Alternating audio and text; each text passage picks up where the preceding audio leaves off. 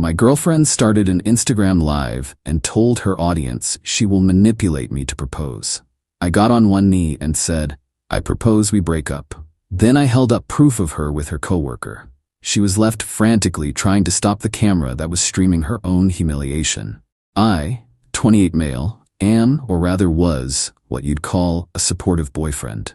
The kind who holds the purse, takes the OT pics from a low angle to make her look taller, and nods along during endless discussions about post-engagement and brand collaborations. My girlfriend, Brenda, 27, is a social media marketer whose own life is her biggest project. Our relationship of 3 years has been for the most part cataloged, and posted for her 80,000 followers. I always thought it was a bit weird, but I loved her. Or, more accurately, I loved the person I thought she was when the camera was off. The cracks started to show subtly. A little too much secrecy with her phone. Vague stories about late nights at the office with her work husband, Steven, 30M. I'm a data analyst. My job is to find patterns in chaos, and the pattern I was seeing was not good. The tipping point came last Tuesday. I was on our shared iPad, looking up a recipe. An Instagram notification popped up on her logged-in account. It was from her friend Anna. "OMG, the spontaneous proposal stream is going to be iconic. Cannot wait for Friday. You're a genius for this." My blood ran cold. A proposal stream? I clicked on it, but the message was already deleted. A feature of vanish mode, I guess, but the words were burned into my mind. Manipulate wasn't there, but spontaneous in quotes told me everything I needed to know. It was a planned performance. A seed of doubt, watered by months of small suspicions, bloomed into a tree of pure dread. That night, I couldn't sleep. The trust was already broken. I know what I did next was a violation of privacy, and I wrestled with it for hours. But the thought of being played for a fool on a live stream for thousands of people pushed me over the edge. I knew her passwords, we'd shared them ages ago for convenience. On my own laptop, my hands trembling slightly, I logged into her Instagram account. I felt sick doing it. I didn't have to dig deep. The group chat with Anna and others laid out the plan. She was going to go live on Friday, create an emotionally charged moment, and corner me into proposing for her audience. Then I found the DMs with Steven. It was worse than I could have imagined. They weren't just cheating, they were business partners, and I was their seed funding. "Steven, you really think you can lock him down Friday? Babe, please. I've been playing him like a violin for 3 years. He's so in love, it's almost sad. He'll do whatever I want. And after? When do we start our life? Just be patient. A few months of playing the happy fiancé, a messy public breakup where he's the bad guy, and then I'm all yours, with a much bigger platform for us to launch our power couple brand." It wasn't just betrayal, it was a business plan. For about an hour, I just sat there, the glow of the laptop screen illuminating the wreckage of my relationship. My first instinct was to scream, to break things. But then a different thought, a colder, calmer one, settled in. She wants a show? She wants content? Fine, I'll give her the performance of a lifetime. I started planning. I screenshotted every single message, but I needed more than text. I needed something visual and undeniable for the live stream. Her stories about her whereabouts started flashing in my mind. The work retreat with Steven last month. The yoga classes 3 times a week. I looked at the DMs again and found one where Steven mentioned dinner at a specific high-end Italian restaurant. "Dinner at Valenti's tonight was amazing. Wish you were there for dessert." Brenda had replied, "Soon. Had to tell Justin I was at late-night yoga again, lol." The date was 2 weeks ago. On a hunch, I logged into the account for the credit card I pay off, the one we use for shared expenses like dinners. I scrolled back 2 weeks. There it was, a $250 charge from Valenti's. It wasn't yoga. It was a date. I now had a piece of hard evidence. I took a screenshot of the credit card statement, highlighting the restaurant name, date, and amount. Then I took a screenshot of her text to me from that exact same night. A picture of a yoga mat with the caption, "Sue tired, longest class ever." So, I printed everything out in high-quality color and had them enlarged to 8x10s. The DMs, the credit card statement, her fake text to me. It wasn't a blurry reflection. It was a clean, clear financial record of her lies. Friday night arrived. Brenda looked stunning. She was practically vibrating with excitement as she propped her phone up on the table. "Just doing a quick live to chat with my followers while we wait for our food," she said, winking at me. "Say hi, babe." I gave a tight smile to the camera. The viewer count started climbing. 5K. 10K. It peaked around 18,000, an insane number of people ready to watch our private moment. She had clearly promoted this. She launched into her monologue. It was a masterpiece of emotional manipulation. She talked about our first date, our inside jokes, the way I supposedly made her feel safe. Tears welled in her eyes on cue. "He's just the most incredible man I've ever known," she said, her voice thick with fake emotion. "And I know our future is going to be so bright." She angled her body, making sure the camera got her hopeful, tear-streaked face. The comments were flying. "OMG, propose already? He's the one." This was my cue. I felt a strange calm wash over me. I stood up and the live comments went into a frenzy. Brenda's eyes widened with triumph. I got down on one knee. Her hand flew to her mouth in a perfectly practiced gasp. I looked her dead in the eye. "Brenda," I said, my voice steady and clear. "You wanted a big public moment. You wanted something that would change our lives forever. So I have a proposition for you." I reached into my jacket pocket. She was practically levitating. I pulled out the stack of glossy prints. "I propose," I said, my voice dropping into ice, "that we break up." Her smile froze, then shattered. I held up the first photo, a screenshot of her DMs with Steven planning to dump me. I fanned them out for the camera. "First, some content for your followers. This is Brenda, planning to secure a ring and then leave me." I held up the next two prints side by side. The credit card statement from Valenti's next to her yoga text. And this is Brenda's yoga class from 2 weeks ago. It looks a lot like a $250 dinner date with Steven. Her face went from shock to pure, unadulterated panic. The comments on the live feed instantly turned from hearts to question marks, then to snake emojis, then to pure chaos. "Justin, what are you doing? Stop," she hissed, her eyes darting between me and the phone. "I'm just giving you what you wanted," I said calmly, standing up. "A memorable, life-changing moment. You wanted to go viral? I think you've succeeded."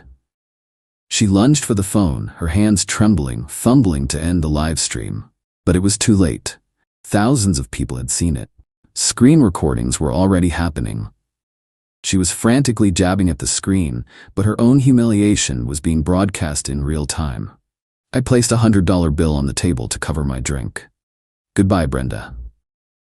And I walked out of the restaurant, leaving her in the wreckage of the perfectly curated life she had just blown up for the entire world to see. Update 1. First off, thanks for the insane support. My inbox is a dumpster fire, but a lot of it has been from people sharing similar stories. It's wild how common this is. I'm currently holed up at my friend Jonathan's place. I packed a bag before the dinner and came straight here. I haven't been home. My phone has been on Do Not Disturb since Friday night.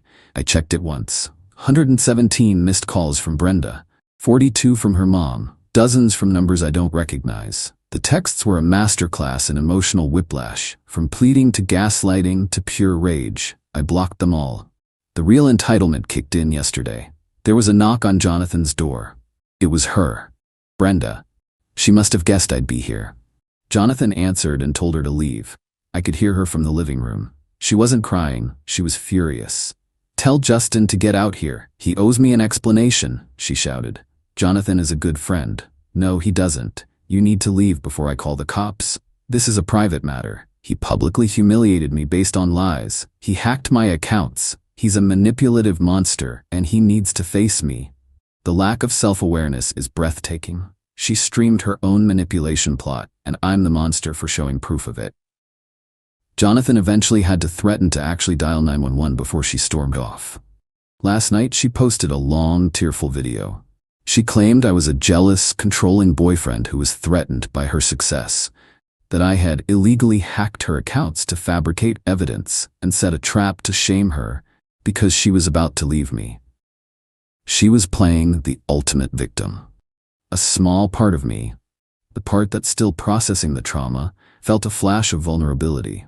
I did hack her account, but then I reread the DMs I had saved, the ones where she and Steven laughed about how whipped I was, The ones where they discussed the monetary value of my proposal. No, what I did wasn't right, but it was necessary. I just held up a mirror. My next step is practical. I need to get her stuff out of my apartment. I'm having Jonathan and another friend come with me tomorrow to box everything up. I'll arrange for a courier. I don't want to see her again. Update 2. Things have escalated. The entitlement has reached levels I didn't think were possible. First, the stuff. We boxed up all of Brenda's belongings, photographed everything for proof, and had a courier deliver it. A few hours later, I got a voicemail from her father, claiming a designer coat was missing and threatening a police report. I sent him the photo of the coat in the box and told him not to contact me again. I never heard back. The real escalation came at my job. Last Monday, I was called into a meeting with my supervisor and an HR representative. An anonymous email had been sent to HR. It was a long, rambling screed accusing me of being an unstable stalker with a history of volatile behavior. It claimed I used my data analysis skills to illegally track and harass my ex-girlfriend. It linked to her victim video. It was signed a concerned citizen. They were trying to get me fired. This was their dirty trick. They weren't just trying to ruin my personal life. They were coming for my livelihood. My blood ran cold, but I kept my composure. I can explain this, I said. I told them the truth, that I was the victim of a harassment campaign by my ex and her partner, and this email was retaliation. The HR rep, Pamela, looked concerned. Justin, we don't get involved in personal disputes, but an allegation of this nature, especially one that mentions illegal activity and stalking, is something we have to take seriously. I understand, I said. And I have proof to back up my side. I presented my file, the nuclear option. It had everything. The unedited screen recording of the full Instagram live, the screenshots of the DMs with Steven, critically, some time stamped during working hours, and the financial proof of her lies. I explained that I had logged into her account, but only after discovering the plan for the live stream and that my actions were to protect myself from public humiliation and fraud. The mood shifted. Pamela's expression softened from skepticism to concern for me. My supervisor was furious on my behalf. "We are no longer concerned about your conduct, Justin," Pamela said. "However, the fact that an employee of a competitor is actively trying to sabotage one of our employees is troubling. We can't send a legal letter on your behalf for a personal matter, but we advise you to document everything. We will also be blocking the sender's IP address from our servers. We support you, and if this continues, we recommend you seek a personal restraining order." It wasn't a corporate knight in shining armor, but it was real. They had my back, and that was enough. They had tried to burn down my career, and in their entitled rage, they had handed me a fire hose. And I knew exactly where to point it. Final update. It's over, truly, finally over. The past 2 months have been a quiet storm of anxiety and finally, resolution. After the meeting with my HR, I took their advice. I didn't want a legal battle, but I felt like justice wasn't served. Brenda and Steven had faced no real consequences. They tried to destroy my life out of pure spite. I kept thinking about those DMs where they laughed about me, about using company resources for their side hustle. One message from Steven was particularly galling. Mauling, use the company's full Adobe license to mock up the new B&S brand logo. Looks sick. So I did one last thing. It wasn't emotional. It was a business decision. I packaged my nuclear option file into a single password-protected folder. I wrote a very calm, very professional email to the head of human resources and the VP of marketing at Brenda and Steven's company. The subject line was confidential, regarding the conduct of your employees. Brenda, last name. In the email, I stated that I had recently been the target of a harassment campaign by 2 of their employees. I explained that in their communications, which I had evidence of, they revealed information relevant to their employer.